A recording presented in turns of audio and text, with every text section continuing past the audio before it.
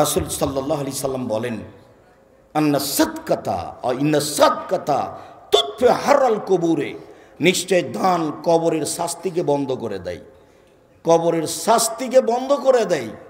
আপনি সালাত আদায় করলেন নাকি আপনার মায়ের উপকার হবে না, আপনি হজ করলেন নাকি আপনার মায়ের উপকার হবে না, আপনি কোরআন তেলাওয়াত করলেন নাকি আপনার মায়ের উপকার হবে না, আপনি দান করলেন আপনার মায়ের নামে, কবরের শাস্তি বন্ধ হয়ে যাবে।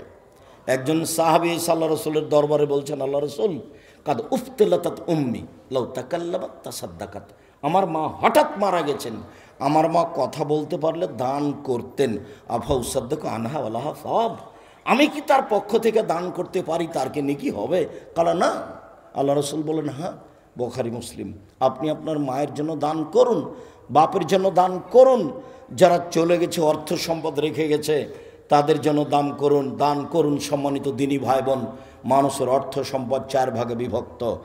এক, যা খেলো তা পায়খানা, তার ব্যাপার আল্লাহ রাসূল বলেছেন, মা কালা ফাফনা, যা খেলো তা নষ্ট হলো, ওমা লাবেসা ফাবলা, যা পড়লো তা পুরাতন হলো, ওটাও নষ্ট হলো, ওমা তা ফাক্তানা, যা দিল তা জমা হলো, ওমাসে ওয়াদা আলাইকুম দাহিবুল্লিন্নাসে, আর যেটা ছেড়ে গেল সেটা মানুষ ভাগ করে নিবে, প্রয়োজনে মারামারি করে, প্রয়োজনে মামলা করে। যেগুলো আপনি রেখে যাচ্ছেন এগুলো ছেলেরা ভাগ করে নিবে, প্রয়োজনে মারামারি করে, প্রয়োজনে মামলা করে। আমাদের গ্রামে একটা লোক মারা যাওয়ার পরে ওরা 2 ভাই ঝগড়া করে জমি জায়গা বাড়িঘর ভাগ করে নিল, আমার চোখের সামনে তাতে ঢেঁকিটা কেটে ভাগ করে নিয়েছিল। যেটা আপনি ছেড়ে যাচ্ছেন সেটা আপনার, এটা হলো ফলাফল। নিজের বুঝ অন্যের উপরে চাপিয়ে দিয়েন না। আপনি আপনার বাপের ভদ্র ছেলে, আপনি কিছু করেন না বাপের জন্য, আপনার এই বদ ছেলেটা আপনার জন্য কি করবে আপনি কি মনে করলেন? ভুল সিদ্ধান্ত। যা কিছু করে যাবেন নিজে করে যান। অত্র প্রতিষ্ঠান যেটা আকরামুজ্জামান বিন আব্দুস সালাম পরিচালনা করেন, এদেশের একটা হিংসামুক্ত দলমুক্ত প্রতিষ্ঠান, যেটা আমি জামিয়া সালাফের জন্য বলে থাকি। সম্মানিত দিনী ভাই বোন, আমি এভাবে বলে থাকি, জামিয়া সালাফিয়া এদেশের সর্বোচ্চ শিক্ষামানের সর্ববৃহৎ প্রতিষ্ঠান, শিরক মুক্ত প্রতিষ্ঠান জামিয়া সালাফিয়া, বিদআত মুক্ত প্রতিষ্ঠান জামিয়া সালাফিয়া, দল মুক্ত প্রতিষ্ঠান জামিয়া সালাফিয়া, হিংসা মুক্ত প্রতিষ্ঠান জামিয়া সালাফিয়া, আপনার সংগঠন মুক্ত প্রতিষ্ঠান জামিয়া সালাফিয়া, এদেশের সর্ববৃহৎ প্রতিষ্ঠান জামিয়া সালাফিয়া।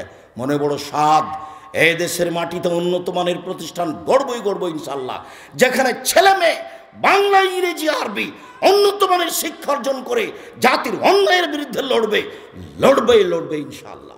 মুখে আছি, কলমে আছি, মিডিয়ায় আছি। আমি আকরামুজ্জামান বিন আব্দুস সালামের প্রতিষ্ঠানকে অনুরূপী মনে করি, যেখানে কাউকে উঠানো হয় না, যেখানে কাউকে নামানো হয় না। জি, কাউকে উঠানো লাগে না, কাউকে নামানো লাগে না। সম্মানিত দিনী ভাই বোন, জামিয়া সালাফে প্রায় 5000 ছেলে মেয়ে পড়াশোনা করে, 5000। জামিয়া সালাফিয়া শিক্ষক শিক্ষিকা 300 জন, প্রতি মাসে বেতন লাগে 32 লক্ষ, রমজান মাসে লাগে 48 লক্ষ, কুরবানির মাসে লাগে 48 লক্ষ। প্রত্যেক দিন বিকেলে টিন মিস্ত্রি, রাজমিস্ত্রি, স্যানিটারি মিস্ত্রি যে কত, প্রায় 40,000 থেকে 80,000 থেকে লাখের মতো বিল লাগে প্রত্যেক দিন বিকেলে। যেটা আপনার বাড়ির পাশে আছে সেইটা এখন 51 বিঘা জমির ওপরে। আপনি গেছেন কিনা জানি না, যার একদিক থেকে একদিক 9 পয়েন্ট কম 1 কিলোমিটার, 22 বিঘা মেয়েদের জন্য, বাকি ছেলেদের জন্য। সেখানে একটা মসজিদ নির্মাণের কাজ চলছে, 200 শতক 2 একর জমির উপরে, যেখানে 10,000 মানুষ একসাথে সালাত আদায় করতে পারবে। ইনশাল্লাহ একদিন হয়ে যাবে। আমি আপনি সাথে থাকি আর না থাকি, যদি না থাকি তাহলে আমি ক্ষতিগ্রস্ত। সম্মানিত দিনী ভাই বোন, রাজশাহীটা প্রায় শেষের দিকে। রাজশাহীতে একটা মহিলা বিশ্ববিদ্যালয় হবে, জমি রেডি, প্রায় 70 বিঘা জমি এক জায়গাতে রেডি। তাতে 40 বিঘার উপরে পুকুর আছে, 45 বিঘার উপরে পুকুর আছে, বড় বড় পুকুর। জামিয়া সালাফিয়া এদেশের সর্বোচ্চ সর্বপূর্ণ মানের দিক দিয়ে, শিক্ষার দিক দিয়ে সর্বোত্তম প্রতিষ্ঠান, যেখানে দেশের শিক্ষক আছেন, বিদেশের শিক্ষক আছেন, ইন্ডিয়ান শিক্ষক আছেন 5 জন। মদিনা বিশ্ববিদ্যালয়ের সাবেক ডক্টর জায়েদ আল জোহানি, যিনি সরাসরি আকরামুজ্জামান বিন আব্দুস সালামের শিক্ষক, তার সাথে তার অনেক ঘনিষ্ঠ সম্পর্ক। তিনি জামিয়া সালাফিয়ার চলমান শিক্ষক, সর্বদা বাচ্চাদের নিয়ে থাকেন। আর ইন্ডিয়ান শিক্ষক আছেন অনেক, দেশের যারা বড় বড় শিক্ষক তারা জামিয়া সালাফে অবস্থান করে। সম্মানিত দিনী ভাই বোন, আমি এই প্রতিষ্ঠানটিকেও অনুরূপ আপনার কাছে, আল্লাহর কাছে দেখতে চাচ্ছি, আপনারা সহযোগিতায় থাকবেন। এতে আমার কোনো সামান্যতম সংকীর্ণতা নেই। প্রতিষ্ঠানকে ভালোবাসুন, আকরামুজ্জামান বিন আব্দুস সালামকে পরামর্শ দিন। আমরা বড় থেকে বড় প্রতিষ্ঠান করতে চাই, এ কথাই ঠিক। যেখানে থাকবে না দল, যেখানে থাকবে না সংগঠন, যেখানে থাকবে না হিংসা, যেখানে থাকবে না মারামারি, যেখানে থাকবে না উঁচু করা, যেখানে থাকবে না নিচু করা। আর আমিও কোনোদিন পাতা পড়িও না। আর একজন কি বলছে, এই পাতা আমার জীবনে আমি কোনোদিন পড়ি না। আমি ফেসবুক চালাতেও পারি না, আমি দেখি। মোবাইলে রিং হলে আমি অন করতে পারি।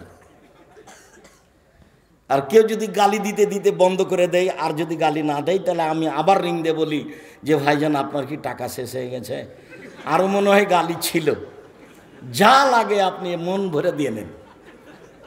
আমার খুব দৃঢ়তা কাজ করে যে মানুষের হিংসা দিয়ে কোনো কিছু হবে না। মসজিদের খুতবায় অনেক দিন বলেছি, সারা পৃথিবী যদি একদিকে দাঁড়াই, জামিয়া সালাফের একটা লোম হিলাতে পারবে না ইনশাআল্লাহ। এটা আমার দৃঢ়তা কাজ করে। কাজে আপনি দিন রাত তার বিরোধিতা করে কি করবেন?